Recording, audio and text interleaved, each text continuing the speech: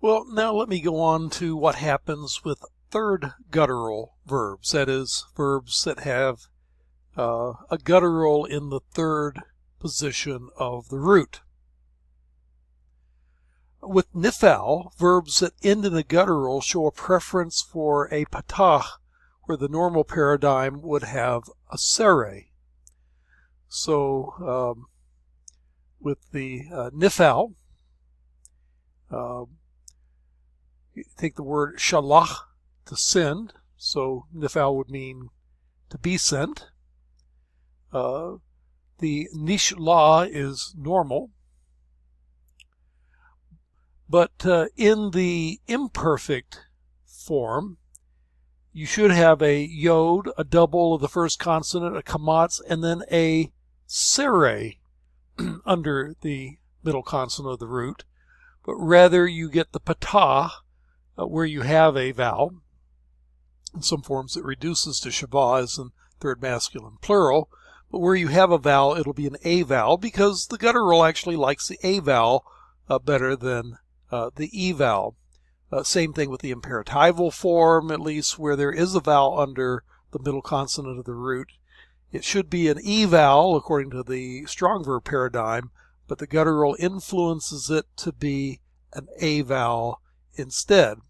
Though in the forms that reduce to shavah, it's the same as the strong verb. The participle is actually regular. The construct, infinitive construct, again you get an a vowel where you would get an e vowel in the paradigm of the strong verb. And then the infinitive absolute is the same, except you get a furtive patah. The infinitive absolute tends to have the holem vav in between the second and third consonant, and because of the guttural, it'll steal a furtive patah here. Peals in the third guttural are mostly regular, except that they will tend to take the e vowel and turn it into an a vowel. So in the perfect, instead of the e pattern of the pl, you end up with a shilah.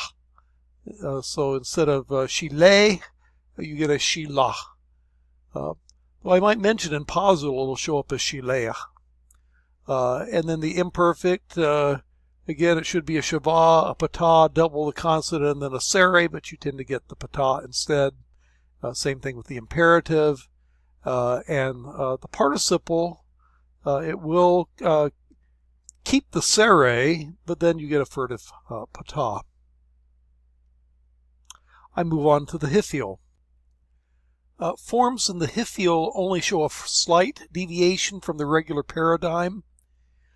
For example, if you have in the paradigm a heric yod followed by the guttural in the third position, you will tend to get a furtive patah under that guttural, because gutturals like a vowels and it doesn't like the e vowel you're trying to feed it.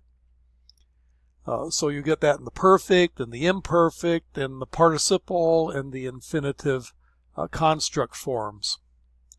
However, forms that normally have theme vowel sere have patah instead. So the guttural will influence forms like in the vav consecutive of shema. It'll end up being a vayish. Instead of vayishme, you get a vayishma, an a vowel. Same thing with the jussive, same thing with the imperative.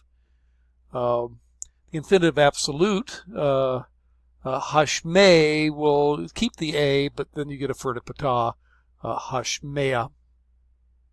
Apart from the addition of furtive patah, the infinitive absolute is regular.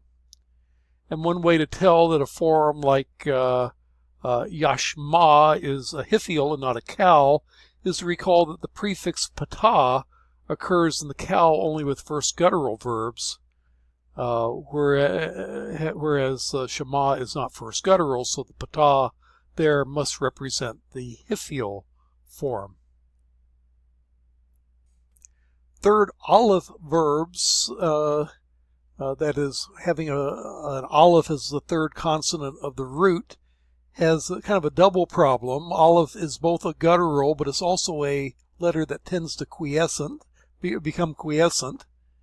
And whenever aleph comes at the end of a syllable, it tends to be quiescent. So here, it also affects the theme vowel. So with the nif vowel, you would normally get a patah, but with the third alephs, you get a kamatz, a long A instead of a short A vowel in that position. Also, since the aleph, when the aleph quiesces, normally you would get a dagesh line in the tav in the second masculine singular perfect form, but because the aleph doesn't have any consonantal value, it's not stopping the vowel from going right up against the consonant, and therefore, since it's preceded by a vowel, it has to be aspirant rather than a stop.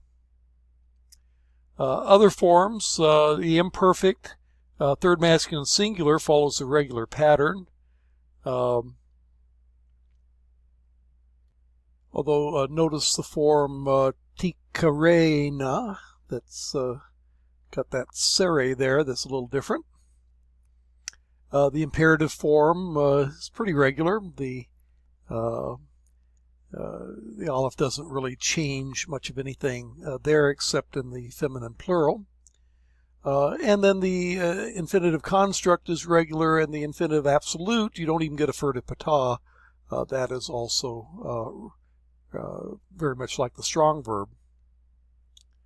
With PLs, third aleph verbs behave similarly, and here it gives you the paradigm of Malay in the PL meaning to make full or to fill, and the cow meaning to be full. And so Milay is regular. The place where it changes a little bit, you do get an E vowel instead of an A vowel in forms like the second masculine singular. Imperfects are mostly regular. Imperatives are mostly regular. Participles are mostly regular, except in the kind of the singlet form of the feminine singular participle. Normally you get a segol, but because the aleph quiesces, the short E and the short E add together to get a long E instead. Pual forms. You have mullah would be the pual form, and that's actually regular. In the second, in the perfect, in the second masculine singular, you get the E vowel instead of an A vowel that you might expect with a pual type form. And in the third masculine singular, instead of getting a patah, which is the normal strong verb pattern, you get a kamatz instead. With the hiphil, the pattern is pretty close to the strong verb with the third aleph verbs. And so in most cases, the aleph doesn't really change a whole lot of what's going on in the form. Though notice the segol in the second feminine plural. When we move on to the hafal, the verb matzah in the hafal means to cause to have been found or cause to have been delivered. Here you have a little bit of a complication because, one complication is sometimes you get the O vowel and sometimes you get a U vowel. So it could be homza, or in some cases you get a humza. So the aleph and the long A vowel at the end here may have influenced a bit of vowel differentiation and sometimes getting the kibbutz. But the imperfect form is kind of similar to what you would expect, except the aleph you end up with a kamats instead of a patah, and you can see the participle. Now, as I've gone through this, it occurs to me that you're probably a little bit overwhelmed by all this details. The good news is that in the long run, it's not going to be a major problem, because you're not attempting in a course like this to learn to speak Hebrew or to write Hebrew so much as to read and recognize Hebrew when you see it in the Hebrew Bible. And it's a whole lot easier to recognize forms in the Hebrew Bible, even if they're a weak verb, than it is to remember all the little details of, is it a hirik yod or a sere or the like. And so don't be discouraged by all these little details.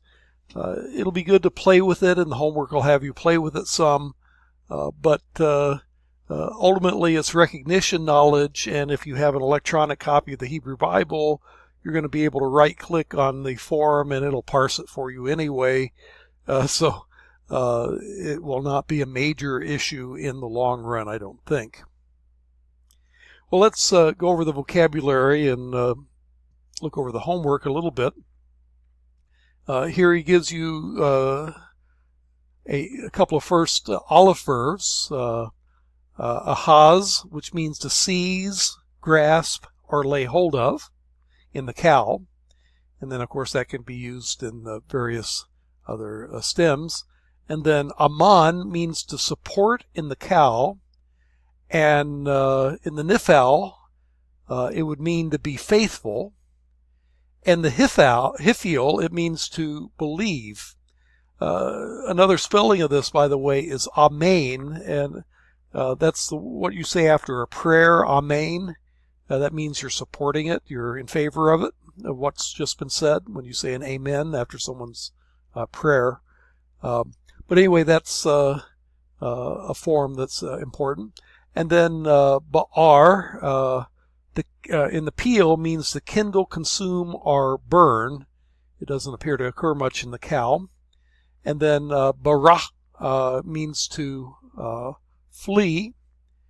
And then barak is used mostly in the peel, and it means to bless.